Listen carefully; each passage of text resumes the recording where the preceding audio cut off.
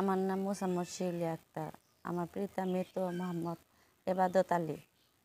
আমার গ্রাম রায়ের বাসালিয়া, থানা বহরপুর, জেলা টাঙ্গাইল। সে মনে করেন আমার একটু ছবি, গোসল করার ছবি উঠাইছে, এগুলো নিয়ে খুব ব্ল্যাকমেল করতো। তার নাম মোহাম্মদ হান্নান সরকার। তার পিতা মৃত মোহাম্মদ লিয়াকত সরকার। তার বাড়ি রায়ের বাসালিয়া, থানা বহরপুর, জেলা টাঙ্গাইল। আমাকে সবসময় মোবাইলের মাধ্যমে হুমকি দিয়ে যাচ্ছে, রাস্তাঘাটে হুমকি দিয়ে যাচ্ছে। এই জন্য আমি এখানে কি সে মেসেজে দিয়েছে? জি, এই যে এই মুহূর্তে আমাকে মেসেজ দেয় এবং কি হুমকি দিচ্ছে, আবার রাস্তাঘাটে হুমকি দিচ্ছে। আচ্ছা, কি বলে হুমকিতে, কি বলে? তোর আগের কেস উঠিয়ে নি, নয়তো আমার সমস্যা হবে, আমার চাকরি নিয়ে সমস্যা হবে, নয়তো সমস্যা করব তোকে। সর্বশেষ প্রশাসনের কাছে দাবি, আমি তার বিচার চাই। তার কারণ সে একটা মাদক ব্যবসায়ী, আমার যে কোনো সমস্যা করতে পারে যে কোনো মুহূর্তে। আমি গোসলে গেছি, বেড়ার উপর দিয়ে সে ছবি উঠাইছে আমার গোসলে। সেই কথা বলে আমাকে ব্ল্যাকমেল করছে 2-3 বছরের মতো। না, দেখায় নাই, শুধু বলে, মুখে বলে যে আমি তোমার গোসলের ছবি উঠাইছি এবং ফেসবুকে ছেড়ে দেব। সেই সেই কথা বলে আমাকে ব্ল্যাকমেল করতো সব সময়। একদিন তার বাড়ির পাশ দিয়ে যেতে আমাকে টেনে তার বাড়িতে নিয়ে যায়। তারপরে আমার বাবা মা পুলিশ দিয়ে আমাকে উদ্ধার করে নিয়ে আসে। কেন নিয়ে যায়? সে আমাকে বিয়ে করবে এরকম একটা কথা বলে, আমি রাজি না হওয়াতে জোরপূর্বক ছেঁচড়িয়ে নিয়ে যায়। সে বাড়িতে তখন কেউ ছিল না? তার বউ ছিল আগের, এখন যে বউটা নেই তার বউ ছিল। তার শ্বশুর বাড়ির লোকজন এসেও আমাকে, তারাও বিয়ে করাতে চায়। আমি জিনিসটা মেনে নিইনি। পরে আমার বাবা মা উদ্ধার করে, বাবা ছিল না, আমার বাবা বোনের জামাইটা উদ্ধার করে আমাকে বাড়িতে দিয়ে যায়। কি পায় উদ্ধারের সময়? উদ্ধারে যে পায় যে আমার ঘরে এক রুমে আটকে রেখেছে। আপনাকে? জি। কেন আটকে রেখেছিল সে? সে বিয়ে করবে, তারপরে আমাকে ছাড়বে। বিয়েটা রাজি ছিল নাকি? সে তারা রাজি ছিল, কিন্তু আমার তো ছেলে আছে, আমি তো আমি রাজি ছিলাম না। হ্যাঁ, উদ্ধার হওয়ার পরে আমি বাড়িতে এসে থানায় যাই। থানাতে আমার কোনো ব্যবস্থা তারা করেনি, আমি সেখানে বিচার পাইনি, তা আমার কেসও নেয়নি। তারপরে আমি কোর্টে যাই টাঙ্গাইল। সেইখানে আমি একটা আইনের ব্যবস্থা নেই। বেশ কিছুদিন আইন চলাকালীন সে ধরা পড়ে এবং জামিনেও আসে। আসার পরে আমি পূর্বচরা আমার ছেলেকে ডাকতে গেলে সে দৌড়ানি দেয়। সেখান থেকে আমি দৌড়ে আওয়াল সাহেবের বাড়ির ওই পাশ দিয়ে বাড়ি ফিরে আসি। তারপরে আমি আবার উকিলদের জানানোর পরে সে একটা ব্যবস্থা নেয়, থানায় আসে। সেই থানায় থেকেও আমার সেই কাগজটা উধাও হয়ে যায়, আমি আর পাই না। এখন আমার ছেলে মাঠে খেলতে গেছে, আমি ছেলের খুঁজতে মাঠে যাওয়ার পরেই সে আমার সামনে আসে।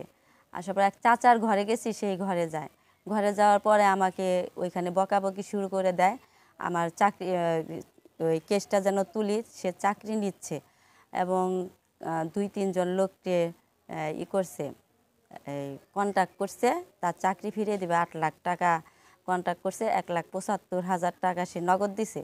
আমার কেসের জন্য নাকি সমস্যা হচ্ছে, এই জন্য মামলা তুলে নিতে কয়। হ্যাঁ, বলেছে, যাই হোক মামলা তুলে নিতে কয়। তুলি না দেখে সে আমাকে হুমকি দেয় মোবাইলেও। হ্যাঁ, এখন মোবাইলে হুমকি দেয়, রাস্তাঘাটে হুমকি দেয়। তারপর সেই বাড়িতে ওরকম আমাকে হুমকি দিয়ে অনেক পচা ভাষায় বকাবকি করে এবং কি সে এক প্রকার মারতে এসে আমার 2 হাতে অনেক দাগ করে ফেলে, সেটাও আমার মোবাইলে আছে প্রমাণ। তো ওইভাবে আবার তার বউ তাকে ফোন দিয়ে বলে যে এই লাঠি আর দা নিয়ে আসে। তখন আমি বের হইতে আসার পথেই দেখি গেট একদম দাও আর লাঠি নিয়ে দাঁড়ানো। তখন ভয়ে আমি চিৎকার করে আমার ছেলেকে বলি যে বাবা, তোমার খালামুনিকে ডেকে নিয়ে আসো, আমাকে মারতেছে। তখনকার আমার ছেলে আমার বোনকে নিয়ে যায়, ওই জায়গা থেকে আমার বোন উদ্ধার করে নিয়ে আসে। আমি এই মুহূর্তে ছেলেটাকে নিয়ে ভীষণ বিপদে আছি। ছেলেটা কোচিংয়ে যায়, রাত 9টা পর্যন্ত থাকে, আমি সাথে যাই। আমার অভিযোগের ভিত্তিতে আইনের লোক আসলো আমাদের গ্রামে, পুলিশ আসছিল। পুলিশ আসার পরেও সত্য প্রমাণ হলো সব কিছু, তারপরেও আমি আইনের কাছে কোনো সহযোগিতা পাচ্ছি না। হ্যাঁ, পরে আমি থানায় গিয়ে ব্যবস্থা নিলাম, অভিযোগ করলাম। করার পরে আইনের লোক পুলিশ আসলো, আসার পরে সব সত্য প্রমাণ হওয়ার পরে তারা আমাকে এন্ট্রি করতে বললো। তো আমি তারপরে একদিন পরে যায় আর এন্ট্রি করতে বলি, তারা তখন এন্ট্রি করবে না। তো আরও বলে যে হাত কেটে তো ফেলে দেয় নাই, যে এন্ট্রি করব। প্রশাসনের কাছে দাবি, আমার ছেলে, আমার মা, আমি যেন এটার বিচার চাই এবং আমি এটার জন্য নিরাপত্তা চাই। দিদি আমাকে সবসময় মোবাইলের মাধ্যমে হুমকি দিয়ে যাচ্ছে, রাস্তাঘাটে হুমকি দিয়ে যাচ্ছে। জি, এই যে এই মুহূর্তে আমাকে মেসেজ দেয় এবং কি হুমকি দিচ্ছে, আবার রাস্তাঘাটে হুমকি দিচ্ছে। তো আর আগের কেস উঠিয়ে নয়তো আমার সমস্যা হবে, আমার চাকরি নিয়ে সমস্যা হবে, নয়তো সমস্যা করব তাকে। সর্বশেষ প্রশাসনের কাছে দাবি, আমি তার বিচার চাই। তার কারণ সে একটা মাদক ব্যবসায়ী, আমার যে কোনো সমস্যা করতে পারে যে কোনো মুহূর্তে। সানোয়ার হোসেন তালুকদার।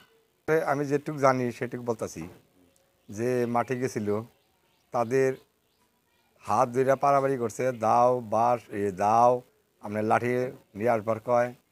তখন নিয়ে আসছে, তখন ও বলছে যে আমার বোনের ডাক দাও, আমার এন থেকে নিয়ে যাও। পরে বছর নিয়ে আসছি, এটুকুই আমি জানি। আচ্ছা, এটা কার সাথে ঘটেছে এই ঘটনাগুলো? হান্নান সাহেব নিশা মিশা খায়, ও সব কিছু বিক্রি করে, এই তো। কি করে এলাকায়, পেশা কি তার? তার পেশা ওই বিসি বেচা, আবিজাবি বেচা তার পেশা। বিসি মানে? ওই যে গান এই আমাদের নিশা, নেশার বিসি পাওয়া যায় নাকি? ওই ট্যাবলেট ম্যাবলেট না কি কয় না, মাদক মাদক। নিয়েছেন। এটা হুমকি দিয়ে যাচ্ছে, তাকে থানায় পাঠাইছিলাম দারোগার কাছে। দারোগাও গ্রামে আসছিল, আইসা গ্রামের যে মায় মাতাব্বর তাগর কাছে জিজ্ঞাসা করছে, তারাও সত্য পাইছে, তাগর কাছেও সত্য পাইছে, প্রমাণও সত্য পাইছে, যে ছেলে ছাড়াইছে তাগর কাছেও সত্য পাইছে, যে বাড়ি থেকে গেছাল তার কাছেও সত্য পাইছে। এখন পুলিশে এর কোনো বিধি বিস্তার নিতেছে না, কিসের লেগা রাত্রে তার ছেলেটা নিয়ে আসা যাওয়া করে বুয়াপুর। এখন কোনো যদি রিক্সে হয়, কোনো কিছু যদি হয়, মাইটা ফেলা যায়, কোনো কিছু রিক্স হয়, এখন এটার দায় বাই করা। হান্নান সরকার, সে একটা স্কুলের দপ্তরি, সেই স্কুলে থেকে মাদক ব্যবসা করত। বাসাইলিয়া প্রাথমিক বিদ্যালয়ের দপ্তরি ছিল, সে ওইখানে মাদক ব্যবসা করত স্কুলের থেকেই, যার কারণে তার চাকরি গেছে কিনা সঠিক বলতে পারি না, সাসপেন্ড হয়ে আছে এবং তার নামে 3টা কেস আছে। কি ধরনের কেস এগুলো?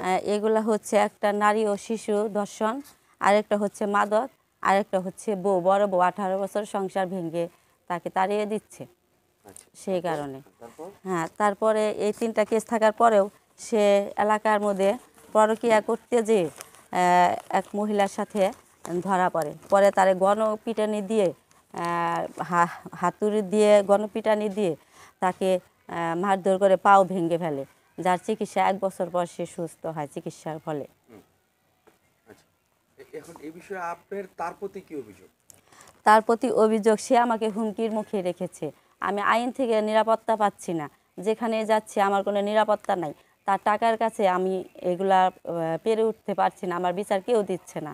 প্রশাসন আমার কি বলছে? প্রশাসন বলছে, যাওয়ার পরে সব সত্য প্রমাণ হওয়ার পরেও প্রশাসন আমাকে বলছে যে তোমার তো হাত কেটে যায় নাই, তোমার তো গলা কেটে যায় নাই, তাহলে তোমার এই আইনের ব্যবস্থা আমি এন্ট্রি করব কি করে? তাহলে এই এই কথা বলে আমাকে বিদায় করে, আমার কেস এন্ট্রি হয় না। হুমকিটা কিভাবে দিচ্ছে? হুমকিরা দিচ্ছে মোবাইলের মাধ্যমে, মোবাইলের মাধ্যমে দিচ্ছে, রাস্তায়ও দিচ্ছে একা পেলে। ডকুমেন্টস আছে? হ্যাঁ জি আছে, হুমকিরা দিচ্ছে, এই যে ডকুমেন্ট, আরও আছে অনেক। তারপর আর কি ধরনের ডকুমেন্টস আছে? আরও এই যে সাথে অন্য নাম জড়ানো ডকুমেন্টস আছে, তারা যদি আমার সাথে কথা বলে কিংবা গ্রামের কোনো মাতবর কথা বলে, তাদেরকে নিয়েও হুমকি দিচ্ছে যে কথা বললে, তাদের সাথে কথা বললে তোই তাহলে আমি এরকম তো আর এরা করবো ওটা করব, বিচার দেই তাহলে আমাকে মেরে ফেলবে। হ্যাঁ, আমি এগুলা সব দেখাচ্ছি। দেখানোর পরে তারা কি ব্যবস্থা নিয়েছে? তারা নিচে এই যে অভিযোগটা লিখে নিছে একটা, সেই অভিযোগটা সত্য প্রমাণীয় হয়েছে, কিন্তু হওয়ার পরেও তারা আমাকে কোনো ব্যবস্থা বিধি করে নাই। ব্যবস্থা না নেওয়ার পরবর্তীতে আমি বাড়িতে এসে খুব আতঙ্কের মুখে আছি, কোথাও যে আমি স্থান পাচ্ছি না, আমার ব্যবস্থা নেয় না, টাকার কাছে আমি হেরে গেছি। প্রশাসনের কাছে আমি দাবি করি এইটাই যে আমাদের মতো মানুষ বিচার পাক এবং একটা মাদক ব্যবসায়ীকারীকে তারা তার হাত থেকে আমাকে বাঁচাক। মোহাম্মদ হান্নান সরকার ঘোড়া দিয়ে পানির দিন এসে আমার গোসলখানার ওই সাইড থেকে ঘুরে যায় এবং আমাকে ফোন দিয়ে বলে যে তোদের ওই গোসলখানার পিছন দিয়ে ঘুরে এসেছি এবং তুই কাপড় পাল্টাইছ, সেই ছবি উঠাইছি। সেই কথা বলে সে আমাকে দীর্ঘদিন ব্ল্যাকমেল করে এবং টাকা পয়সা পর্যন্ত আমার কাছ থেকে নেয়। ব্ল্যাকমেল করে বলতে ব্ল্যাকমেল করে কি করে, শারীরিক সম্পর্ক করেছে? জি এরকম কিছু করেছে, এবং কি সে আমার সব সময় বিয়ে করার জন্য করে, হুমকি দেয়। কিন্তু আমি বিয়ে আমার করবে আপনাকে? হ্যাঁ, আমার ছেলেটার জন্য আমি সব একদিন প্রকাশ করলে সে আমাকে বাড়িতে জোর করে তুলে নেয়। পরে পরে আইনের লোক যে সেখান থেকে আমার উদ্ধার করে আমার ভাই এবং বোনের কাছে, মায়ের কাছে তুলে দেয়, তাদের হাতে তুলে ওখান থেকে দেয়। উদ্ধার করে নিয়ে আসে? হ্যাঁ, উদ্ধার করে আমার মা এবং সবার হাতে আমাকে তুলে দেয়। এটা কে উদ্ধার করেছে, বপুর থানা থেকে? বপুর থানার থেকে পুলিশ এসেছিল, দারোগাগুলোর নাম এত রাতের বেলা আমি খেয়াল করি নাই। পুলিশ আসছিল 6 জন।